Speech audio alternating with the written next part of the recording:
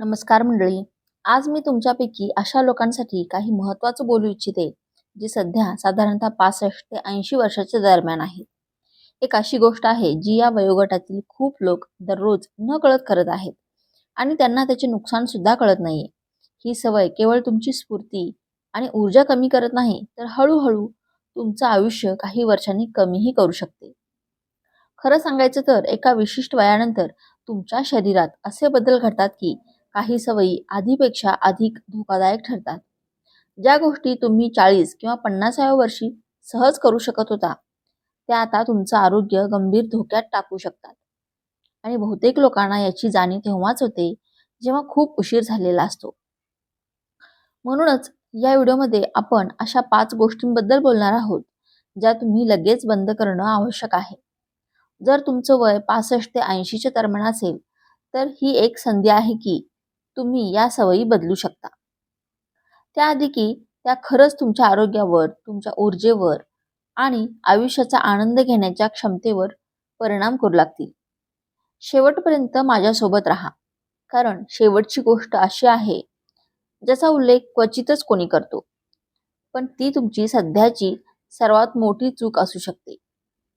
आता सुरुवात करण्याआधी, जर तुम्ही अद्याप आमच्याशी जोडले गेले नसाल, तर मी तुम्हाला मनापासून सल्ला देते की कृपया जोडले जावे, म्हणजेच सबस्क्राईब करावे आणि घंटीचे बटन दाबा, जेणेकरून तुम्ही आमचे कोणतेही व्हिडिओ पाहण्यास चुकवू नये. जर तुम्हाला हा व्हिडिओ आवडत असेल तर कृपया कमेंटमध्ये 1 टाईप करा. जर तुम्हाला हा व्हिडिओ आवडला नसेल तर कमेंटमध्ये 0 टाईप करा, जेणेकरून मला समजेल की मी हे व्हिडिओ तुमच्यासाठी अधिक चांगले कसे बनवू शकते. ठीक आहे, तर सुरुवात करूया. चूक क्रमांक 1, सोप्यावर खूप वेळ घालवणे. 65 ते 70 वर्षाच्या वयानंतर तुमच्या शरीरासाठी सगळ्यात अनारोग्यदायी गोष्टींपैकी एक म्हणजे खूप वेळ बसून राहणे. तुम्ही विचार करत असाल, अरे मी तर रोज चालायला जातो, म्हणजे मी सक्रिय आहेच. पण इथेच एक अडचण आहे. जरी तुम्ही थोडा व्यायाम करत असाल तरीही तासनतास एका खुर्चीत बसल्यामुळे तुमच्या हृदयाच्या तक्रारी, स्नायूंचा कमकुवतपणा आणि रक्ताभिसरणाच्या बिघाडाचा धोका वाढू शकतो. संशोधनातून असं समोर आलंय की खूप वेळ बसून राहिल्यामुळे तुमचं चयापचय म्हणजे मेटाबॉलिझम मंदावतो. तुमचे पाय आणि पोटाचे मुख्य स्नायू कमकुवत होतात आणि सांध्यांवर अतिरिक्त ताण येतो. या सगळ्यामुळे तुम्हाला चालताना अडचण, जुनाट वेदना आणि पडण्याची जास्त शक्यता निर्माण होते. थोडा विचार करा, तुम्ही कधी थोडा वेळ बसून राहिल्यानंतर उभं राहताना गुडघ्यात थोडासा जडपणा किंवा पाठीमध्ये ताण जाणवला आहे का? हेच तुमचं शरीर तुम्हाला सांगते की त्याला अधिक हालचालीची गरज आहे. दीर्घकाळ बसल्यामुळे रक्ताभिसरण कमी होतं, ज्यामुळे तुमचे स्नायू आणि सांधे आकुंचन पावतात. त्यामुळे रक्तात गाठी होण्याचा धोका आणि वजन वाढणे आणि अगदी तुमच्या विचार करण्याच्या क्षमतेवरही परिणाम होतो. हाच अनुभव 72 वर्षांचे तुकाराम यांना आला. त्यांना नेहमी वाटायचं की दररोज चालणं पुरेसं आहे. पण हळूहळू त्यांना लक्षात आलं की त्यांचे पाय कमकुवत होऊ लागले आहेत आणि पाठीचा त्रास वाढतो आहे. त्यांच्या डॉक्टरांनी त्यांना समजावलं की ही गोष्ट फक्त चालण्याची नाही, तर सतत बसण्याच्या कालावधींना तोडणंही गरजेचं आहे. तुकाराम यांनी दर 30 ते 45 मिनिटांनी उठून थोडं फिरणं, साधं स्ट्रेचिंग करणं किंवा थोडाफार शरीर हलवण्यासाठी एक टायमर लावणं सुरू केलं. काही आठवड्यातच त्यांना कमी जडपणा जाणवू लागला. त्यांचे रक्ताभिसरण सुधारलं आणि त्यांच्यात अधिक ऊर्जा निर्माण झाली. येथे एक छोटीशी चाचणी आहे. जर तुम्ही सलग 1 तासाहून अधिक वेळ बसले असाल, तर आत्ताच उभे राहून तुमचे खांदे फिरवा, तुमचे पाय पसरवा किंवा फक्त काही मिनिटांसाठी फिरा. जर तुम्हाला लगेच काहीतरी फरक जाणवला, तर हे याचे स्पष्ट लक्षण आहे की तुमच्या शरीराला दिवसभर अधिक हालचालीची गरज आहे. रहस्य फक्त जिममध्ये जाणं नाही, तर दिवसभर सक्रिय राहणं महत्त्वाचं आहे. जर तुम्ही खूप वेळ बसून राहण्याची सवय लावली असेल, तर आत्ता ती सवय बदलण्याची वेळ आली आहे. दिवसभर थोड्या थोड्या हालचाली, उभं राहणं, स्ट्रेच करणं, फिरणं, अगदी बसण्याची पद्धत बदलणं देखील तुमच्या शरीराला जसं वाटतं आणि ते कसं काम करतं यामध्ये मोठा फरक घडू शकतो. नंबर 2, चूक क्रमांक 2 म्हणजे पुरेसे प्रथिने न घेणं. योग्य वयानंतर लोकांकडून होणाऱ्या सर्वात मोठ्या चुकांपैकी एक म्हणजे पुरेसे प्रथिने न घेणं. यामुळे त्यांना त्यांच्या स्नायूंची, ताकदीची आणि स्फूर्तीची किंमत मोजावी लागत आहे. तुम्हाला वाटू शकतं मी तर भरपूर खातो, त्यामुळे मी ठीक आहे.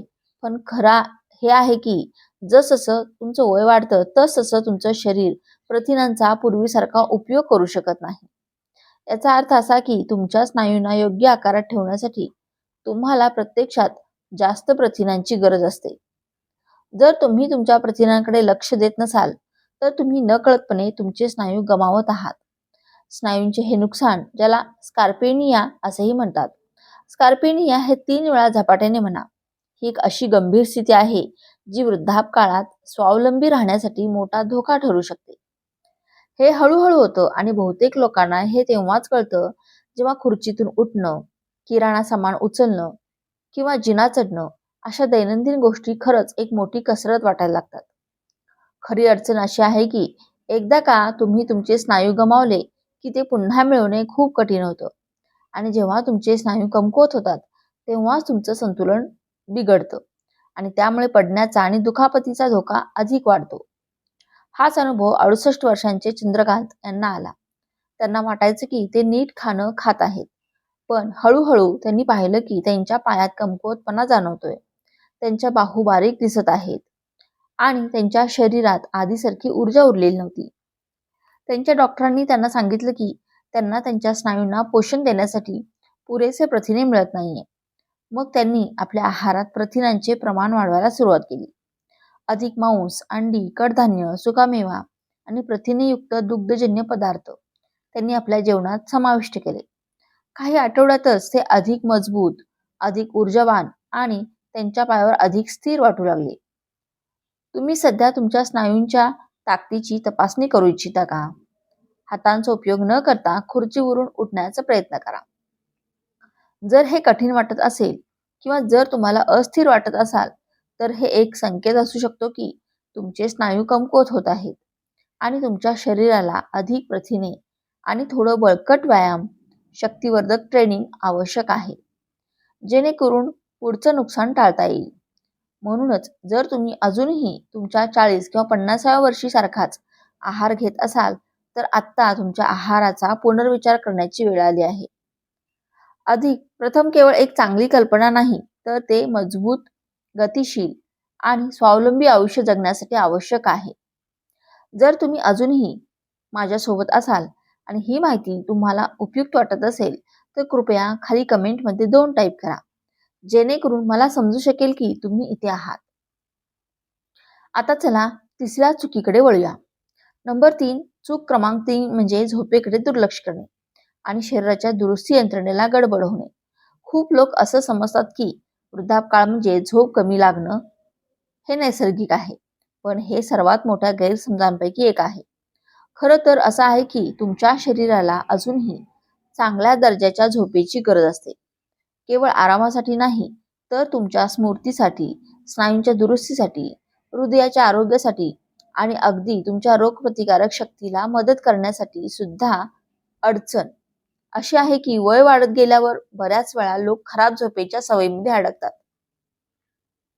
त्यामुळे प्रत्येक वेळी थकवा जाणवतो, शरीरात सूज वाढते आणि विचारशक्तीशी संबंधित समस्या येण्याचा धोका देखील वाढतो.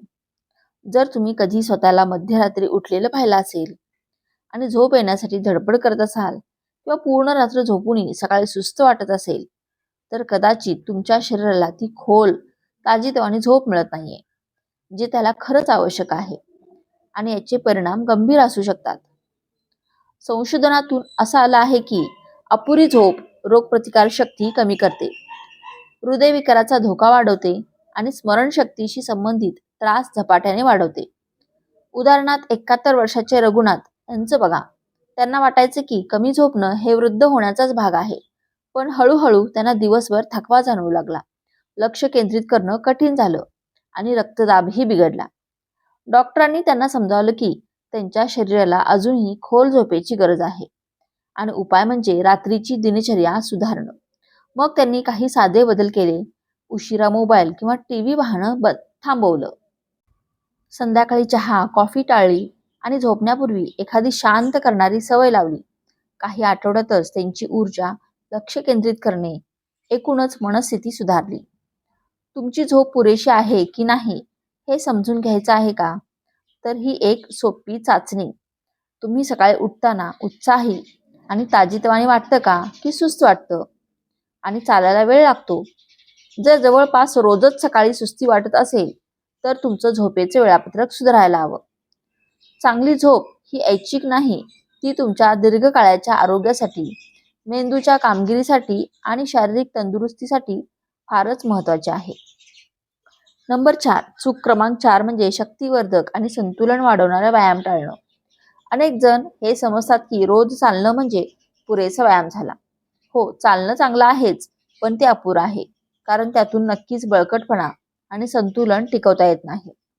वय वाढलं की स्नायू कमकुवत होतात, संतुलन कमी होतं आणि पडल्याने गंभीर दुखापती होण्याचा धोका वाढतो. विशेषतः जर तुम्ही काही उपाय करत नसाल. अनेकांना माहितीच नसलेली एक बाब म्हणजे वृद्ध व्यक्तींमध्ये अपघातामुळे होणाऱ्या दुखापतींचे सर्वात मोठं कारण म्हणजे पडणं. आणि हे पडणं अनेकदा पाय कमकुवत असल्यामुळे नाही, तर खराब संतुलन आणि अशक्त स्नायूमुळे होतं. जर तुम्ही तुमच्या शरीराला शक्ती आणि संतुलनासाठी आव्हान देत नसाल, तर तुम्ही नकळत गंभीर दुखापतीच्या जोखमीकडे वाटचाल करत आहात. 74 वर्षांचे अण्णासाहेब दररोज चालायचे आणि त्यांना वाटायचं ते पुरेसं आहे. पण एक दिवस एक पाय चुकला, संतुलन ढासळलं आणि ते जोरात पडले. त्यांच्या हाडांना काही इजा झाली नाही, पण ती घटना मनावर घाव करून गेली. डॉक्टरांनी सांगितलं की त्यांचं संतुलन खराब झालं आहे, कारण ते त्या प्रकारच्या स्नायूंवर काम करत नव्हते. मग त्यांनी सौम्य शक्तिवर्धक व्यायाम, पोट शरीर बळकट करणारे सराव आणि संतुलन सुधारणाऱ्या क्रिया त्यांच्या दिनक्रमात घालून दिल्या. काही आठवड्यातच त्यांच्या स्थिरता आणि आत्मविश्वास आणि पडण्याची भीती कमी झाली. शक्तिवर्धक व्यायाम म्हणजे मोठी वजन उचलणं किंवा जिम मध्ये जाणं असं नाही. तो अगदी साधा असू शकतो, जसं की रेझिस्टन्स बँड वापरणं, बॉडी वेट स्क्वॉट्स, एका पायावर उभं राहणं किंवा पायाचे व्यायाम करताना खुर्चीचा आधार घेणं महत्त्वाचं. म्हणजे तुम्ही तुमचे स्नायू आणि शरीर स्थिर ठेवणाऱ्या हालचालींवर लक्ष दिलं पाहिजे. म्हणजेच शरीराला बळकट, समन्वयित आणि झटकन सावरणे योग्य ठेवण्यासाठी आवश्यक असलेली आव्हान न देणं होय. तुम्हाला आत्ताच तुमचं संतुलन तपासायचं आहे का? हे करून बघा. एका काउंटरवर जवळ उभे राहा आणि एका पायाला जमिनीपासून थोडंसं वर उचला. पहा तुम्ही किमान 10 सेकंद संतुलन राखू शकता का? जर अडचण होत असेल तर हे स्पष्ट संकेत आहे की तुमच्या संतुलनावर काम करण्याची गरज आहे. आणि जितकं लवकर सुरू कराल तितकं चांगलं. तुमचे स्नायू आणि संतुलन हे तुमच्या शरीराचे मूलभूत बळ आहे. आणि वयाच्या 60 नंतर त्यांचं दुर्लक्ष करणं म्हणजे भविष्यात स्वयंपूर्ण चालणं गमावण्याकडे एक वेगवान पाऊल टाकणं होय. जर तुम्ही आजही केवळ चालण्यावरच भर देत असाल तर आत्ता वेळ आहे बळकटपणा आणि स्थैर्य यांच्यावर लक्ष केंद्रित करण्याची, जेणेकरून तुम्ही सक्रिय, स्वावलंबी आणि पडण्याच्या जोखमीपासून दूर राहू शकाल. आता आपण वळूया शेवटच्या 5व्या महत्त्वाच्या चुकीकडे, ती म्हणजे हायड्रेशनकडे दुर्लक्ष करणं आणि शरीराला कोरडं राहू देणं. 65 वर्षानंतरचा सर्वात दुर्लक्षित आरोग्य धोका म्हणजे पुरेसं पाणी न पिणं. बहुतेक लोक असं समजतात, मला फारशी तहान लागत नाही, म्हणजे मी ठीक आहे. पण प्रत्यक्षात वयानुसार शरीराचे तहान देणारे संकेत कमकुवत होतात. याचा अर्थ असा की तहान लागण्यापूर्वीच तुमचं शरीर निर्जलीकरणाच्या अवस्थेत पोहोचलेलं असतं. आणि दीर्घकाळ पाणी न पिल्यामुळे थकवा, सांध्यात वेदना, बद्धकोष्ठता, मूत्रपिंडाशी संबंधित अडचणी, गोंधळ आणि अपघात होण्याची शक्यता वाढते. निर्जलीकरण शांतपणे घडतं. अनेकांना वाटतं दिवसभर काही ना काही पितोच, पण खरे हे आहे की तहान लागेपर्यंत तुम्ही आधीच उशीर केलेला असतो आणि त्याचे दुष्परिणाम न कळतपणे सुरू होतात. पाणी कमी झालं की स्नायू अशक्त होतात, सांध्यांचे आकुंचन घडतं आणि मेंदूचं कार्य मंदावू लागतं. यामुळे चक्कर, गोंधळ आणि दुखापती होण्याचा धोका वाढतो. 76 वर्षांचे सुरेश यांनाही असाच अनुभव आला. ते म्हणायचे, मी तर सकाळी कॉफी घेतो, जेवणासोबत थोडं पाणी पितो, पण त्यांना वारंवार डोकेदुखी, स्नायू आकसणं आणि उभं राहिल्यावर चक्कर येणं याचा त्रास होऊ लागला. डॉक्टरांनी समजावलं, कॉफी आणि चहा हे मूतवर्धक असतात, म्हणजेच ते शरीरातून पाणी बाहेर टाकतात. त्यांनी एक साधा उपाय केला. सकाळी उठल्यावर लगेच एक पूर्ण ग्लास पाणी प्यायला सुरुवात केली आणि दिवसभर थोडं थोडं पाणी पिण्याची सवय लावली. काही आठवड्यातच पचन सुधारलं, शरीरात जडपणा कमी झाला आणि मन अधिक जागरूक वाटू लागलं. तुम्ही देखील तपासून पाहू इच्छिता का की पुरेसं पाणी पिताय का? तर हा एक झटपट उपाय करा. तुमच्या हाताच्या मागच्या बाजूची सौम्य चिमूट काढा आणि 1 सेकंद तशीच धरून ठेवा. जर त्वचा लगेच परत आली तर तुम्ही हायड्रेटेड आहात. पण जर ती परत येण्यास वेळ घेत असेल तर तुमच्या शरीराला पाण्याची गरज आहे. चांगली बातमी अशी की हे सुधारणं फार सोपं आहे. फक्त 1 ग्लास पाणी जवळ ठेवा आणि दिवसभर थोडं थोडं पित राहा. याचा परिणाम तुमच्या ऊर्जेवर, पचनावर, सांध्यांवर आणि मेंदूच्या कार्यक्षमतेवर होतो. तहान लागेपर्यंत थांबू नका, कारण तोपर्यंत तुमचं शरीर आधीच संघर्ष करत असतं. आता आपण शेवटी आलो आहोत. या 5 चुका लक्षात घ्या आणि जर यापैकी कोणतीही चूक तुम्ही करत असाल तर काळजी करू नका. बदल करण्यास कधीच उशीर होत नाही.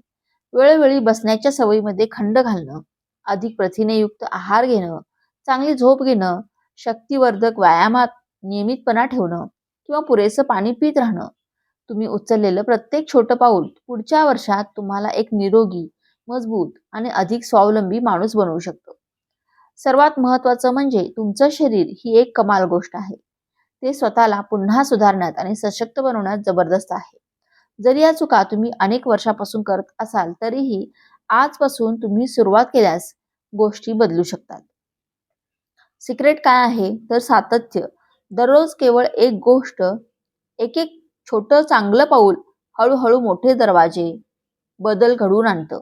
आरोग्य म्हणजे केवळ आजार टाळणं नाही तर दीर्घकाळापर्यंत ऊर्जावान, सक्रिय आणि आत्मविश्वासाने भरलेलं जीवन जगणं हेच खरं आरोग्य आहे. तर या 5 भागांपैकी तुम्हाला कोणत्या गोष्टीकडे सर्वात जास्त लक्ष द्यायचं आहे असं वाटतं? तुमच्या ऊर्जा पातळीत, ताकदीत आणि एकंदरीत मानसिक, शारीरिक वाटण्यात काही फरक जाणवतोय का? मला तुमचं म्हणणं ऐकायला खरंच आवडेल. कृपया खाली कमेंटमध्ये सांगा. आज तुम्ही कोणती एक गोष्ट शिकली आणि ती तुम्ही तुमच्या रोजच्या आयुष्यात कशी वापरणार आहात? तुमचे विचार माझ्यासाठी खूप महत्त्वाचे आहेत. तुमच्या प्रतिक्रिया मला सतत नवीन माहिती तयार करण्यास प्रेरणा आणि हिंमत देतात. त्यामुळे अजिबात संकोच न करता तुमचं मत शेअर करा. जर तुम्हाला हा व्हिडिओ आवडला असेल, काहीतरी शिकायला मिळालं असेल तर कृपया एक लाईक नक्की द्या आणि या माहितीची गरज असणाऱ्या कोणाला तरी हा शेअर करा. तुमचं पाठबळ मला अधिक माहितीपूर्ण आणि प्रेरणादायी कंटेंट तयार करण्यात मदत करतं. मनापासून धन्यवाद. भेटूया पुढच्या व्हिडिओत. आणि शेवटी हे लक्षात ठेवा, स्वतःची काळजी घेणं म्हणजे स्वार्थ नाही, ती एक गरज आहे. जसं तुम्ही गाडी रिकाम्या टाकीवर चालवणार नाही तसंच तुमचं शरीर सुद्धा फक्त इच्छाशक्तीच्या जोरावर चालवू नका. दररोजच्या छोट्या आणि सातत्यपूर्ण कृती हेच दीर्घ, आनंदी आणि आरोग्यदायी आयुष्याचे इंधन आहे.